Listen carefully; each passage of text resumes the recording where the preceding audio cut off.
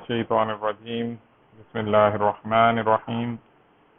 Welcome to EEE 342 Microprocessor Systems and Interfacing course. I am your course instructor Muazzam Ali Tahi, and this is our third lecture and the second lecture for the week 3. Today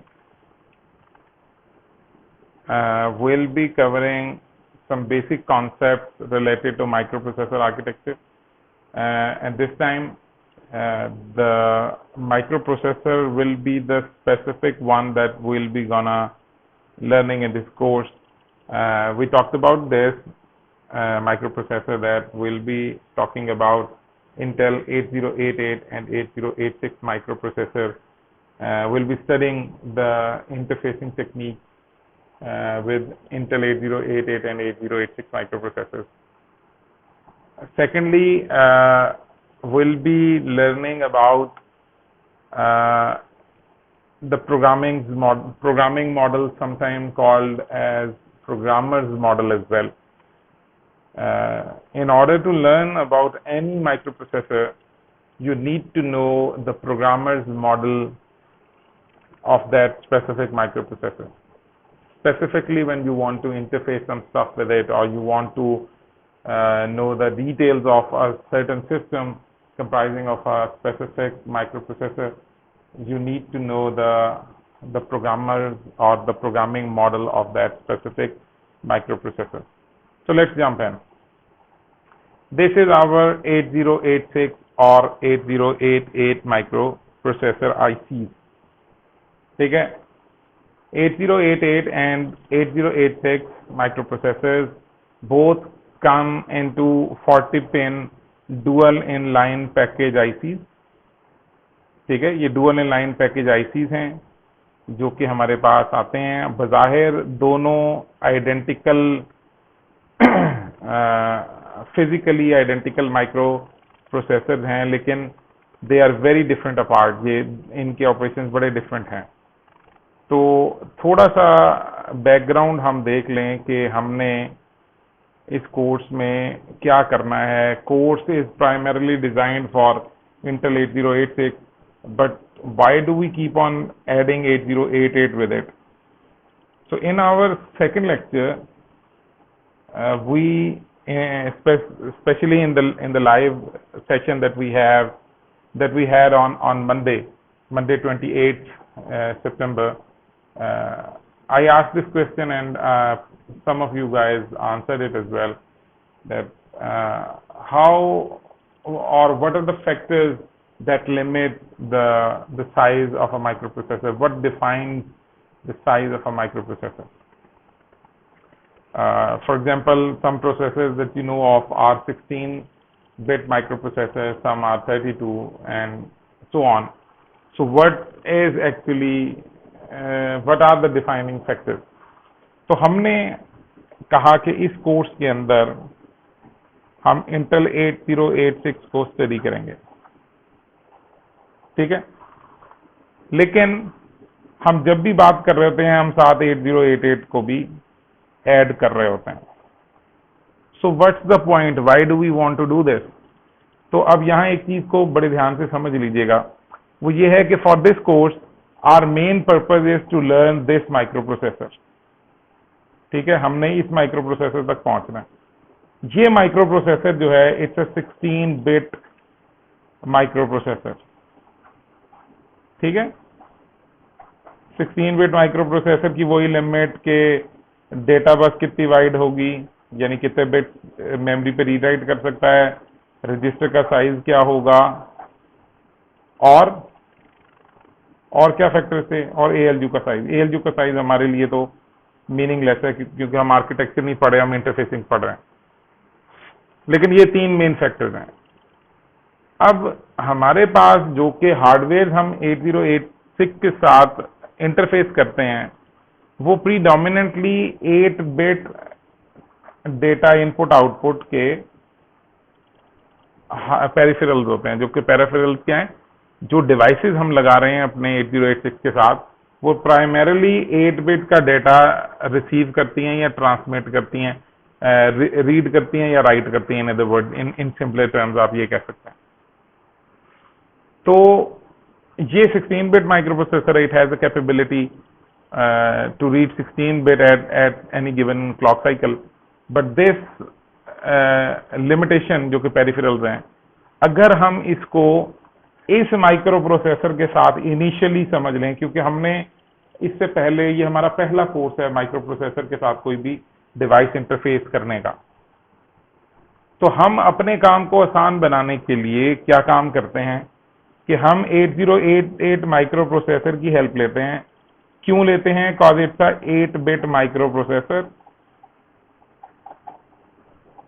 ठीक है, और इसकी data bus 8 bit की है, इसके registers 8 bit के हैं। अब चूंकि इसकी डेटा बस 8 बिट की है, तो मेजॉरिटी ऑफ द हार्डवेयर जो हम इसके साथ पेरिफेरल्स अपने माइक्रो प्रोसेसर के साथ इंटरफेस करते हैं, वो भी 8 बिट की डेटा बस वाले होते हैं, तो वो 8088 के साथ बड़ा इजीली इंटरफेस कर जाते हैं। तो वो इंटरफेसिंग कंपैरेटिवली आसान होती है, हमें कोई एक्स्ट्रा टेक्निक इस्तेमाल नहीं करनी पड़ती या एडवांस टेक्निक इस्तेमाल नहीं करना पड़ती। तो हम क्या करते हैं कि 8086 को समझने के लिए हम 8088 से स्टार्ट करते हैं, because that make it easy.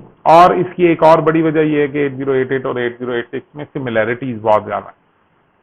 उन सिमिलैरिटीज की वजह से हम जो एक अजम्पशन ले लेंगे, ठीक है, अजम्पशन हमारे लिए ये होगी कि दोनों की असेंबली लैंग्वेज सेम है,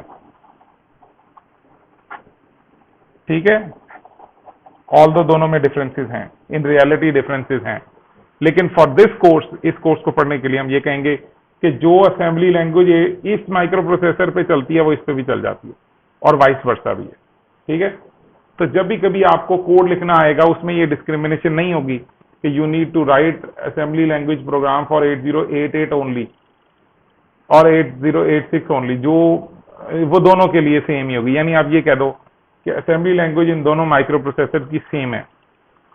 फॉर दिस कोर्स ये अजम्पशन आप लोगों ने जहन में रख लेनी है। दूसरी अजम्पशन के अलावा रियलिटी क्या है कि दोनों की पिन काउंट जो है वो बराबर है, दोनों 40 पिन आईसीज हैं, ठीक है। और सिमिलैरिटी क्या है? सिमिलैरिटी नंबर 2, इसको लिख देते हैं सिमिलैरिटी। दूसरी सिमिलैरिटी क्या है? दूसरी सिमिलैरिटी ये है कि हमने कहा था कि हमारे पास बसेस होती हैं डिफरेंट टाइप की, तो हमने कहा था इन दोनों की एड्रेस बस सेम है, एड्रेस बस का साइज सेम है। वो क्या है? 20 बिट की एड्रेस बस है, 8086 में भी और 8088 में भी। ये देखो सिमिलैरिटीज अब बढ़ती जा रही हैं। एक हमने क्या कहा, ये अजम्पशन को भी सिमिलैरिटी में मिलाएं तो 3 सिमिलैरिटीज हो गई कि दोनों की असेंबली लैंग्वेज सेम है, दोनों का पिन काउंट सेम है, दोनों के एड्रेस बस साइज सेम है। ये बड़ी प्रोमिनेंस है इनकी। सही हो गया। अब इसके बाद जो 80, अब मैं समझाने के लिए 8088 की तरफ ही आऊंगा, या प्रोग्रामर्स मॉडल जब हम पढ़ेंगे तो 8086 का प्रोग्रामर्स मॉडल पढ़ेंगे, जो कि हमें 8088 का प्रोग्रामर्स मॉडल भी समझा देगा। अब पहला सवाल ये आता है कि what is a programmers model, ठीक है। ये वर्ड गाइस बड़ा इंपॉर्टेंट है, इसको ध्यान में रखना है। Programmers model refer to the model of a micro processor. ये बेसिकली ये वो मॉडल होता है जो आपको बताता है कि कौन कौन से ऐसे कंपोनेंट हैं आपके माइक्रो प्रोसेसर के अंदर जो किसी प्रोग्रामर को विजिबल हैं, ठीक है। What does visible means? Visible means से मुराद ये है कि मुझे कोई चीज विजिबल होगी तो मैं उसको एक्सेस करूंगा ना। तो सबसे पहले जो प्रोग्रामर्स मॉडल में चीज आती है वो किसी भी प्रोसेसर के लिए वो आते हैं उसके रजिस्टर्स, ठीक है, कि कौन कौन से रजिस्टर्स हैं जो कि मुझे अवेलेबल हैं। मैं अभी आपको कुछ रजिस्टर्स का बताऊंगा जो कि हमें नजर तो आते हैं लेकिन हमारी एक्सेस में नहीं होता, हम उन्हें इस्तेमाल नहीं कर सकते। तो वो प्रोग्रामर्स मॉडल का टिपिकली हिस्सा होते भी नहीं है, लेकिन अगर हो भी जाए तो कोई ऐसा मसला नहीं। नंबर 2, पिन कॉन्फ़िगरेशन,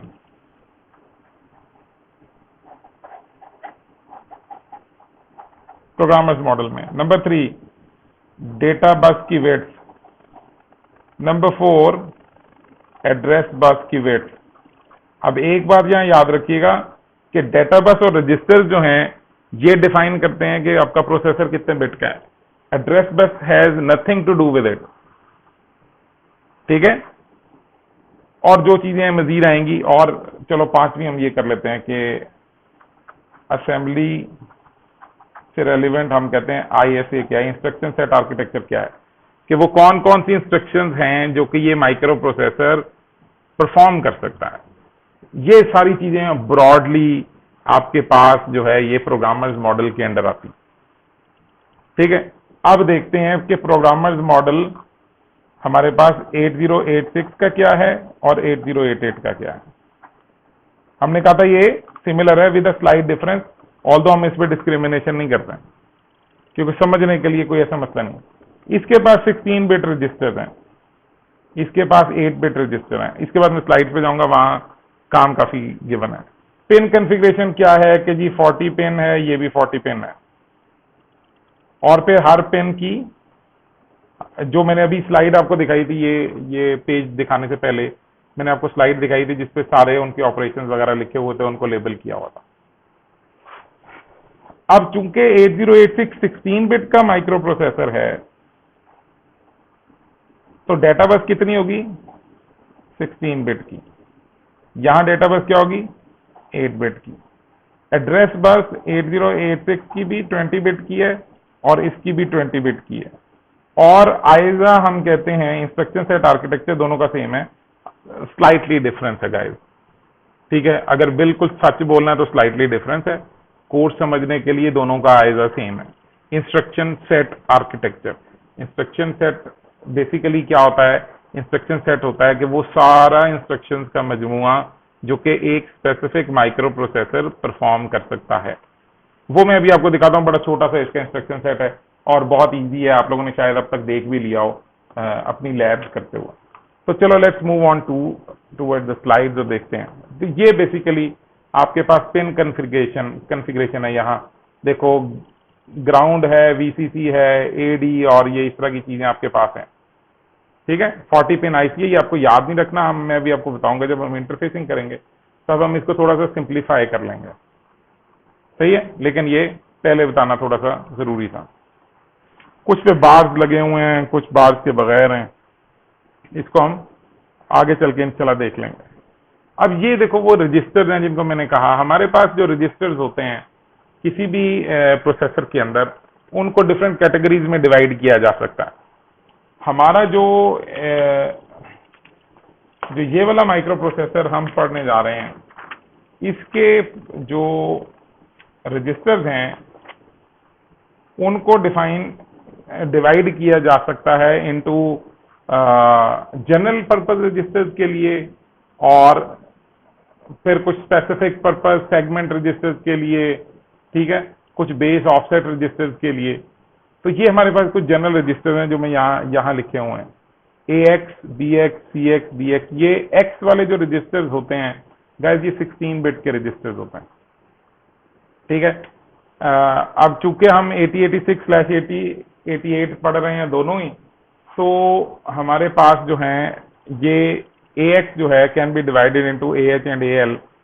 ये फिजिकली तो डिवाइड नहीं होता, लॉजिकली डिवाइड होता है, लेकिन ये 8 बिट के रजिस्टर को रिप्रेजेंट करता है। AH, AL, DH, BL, CH, CL, DH, DL, ये 8 बिट के रजिस्टर्स हैं, ठीक है, जनरल पर्पस रजिस्टर्स हैं। और AX, BX, CX, DX जो हैं वो हमारे पास 16 बिट के रजिस्टर्स हैं। उसके बाद हमारे पास SP stand for stack pointers, BP stand for base pointers, DI stand for destination index, SI stand for source index. अब ये वाले जो हमारे पास रजिस्टर्स हैं, इंडेक्सिंग वाले रजिस्टर्स, इंडेक्स रजिस्टर्स अगर मैंने कह दें, ये रजिस्टर्स जो हैं ये डिवाइड नहीं किए जा सकते। ये जब भी इस्तेमाल होंगे 16 बिट के इस्तेमाल होंगे, ये 8 बिट के लिए इस्तेमाल नहीं किए जा सकते। फिर तीसरी चीज हमारे पास आती है, हमारे पास सेगमेंट रजिस्टर्स आते हैं, ठीक है। Segment register. सेगमेंट रजिस्टर में हमारे पास 4 सेगमेंट होते हैं, code segment, data segment, stack segment, extra segment, ठीक है। और हमारे पास एक आईपी रजिस्टर होता है। आईपी रजिस्टर, ये वाला जो आईपी रजिस्टर हमने लिखा हुआ है, IP stand for instruction pointer register. Instruction pointer register का काम क्या होता है कि ये नेक्स्ट इंस्ट्रक्शन जो हमने एग्जीक्यूट करनी है, ये उसका एड्रेस अपने पास स्टोर रखता है, ठीक है। और बाकी चीजें जो इसके अंदर डायग्राम में डिफाइन है, टेम्परेरी रजिस्टर्स हैं, वो हमें उनकी जरूरत नहीं है, वो हमें एक्सेसिबल भी नहीं होते, इसलिए उनके नाम भी नहीं बताए गए। वो प्रोसेसर अपने काम के लिए कुछ चीजें इस्तेमाल कर सकता है जो प्रोग्रामर के लिए नहीं है, वो हार्डवेयर को बेहतर चलाने के लिए, ठीक है। और एक सबसे इंपॉर्टेंट रजिस्टर हमारे पास और होता है, that's called the flag register, ठीक है। फ्लैग रजिस्टर, हम फ्लैग को बड़ी डिटेल से स्टडी करेंगे, देखेंगे कि फ्लैग रजिस्टर क्या होता है। फ्लैग रजिस्टर भी एक 16 बिट का रजिस्टर होता है जो बिट एक्सेसिबल होता है, बिट एक्सेसिबल, ठीक है। तो ये बिट वाइज हमें बता रहा होता है इंफॉर्मेशन।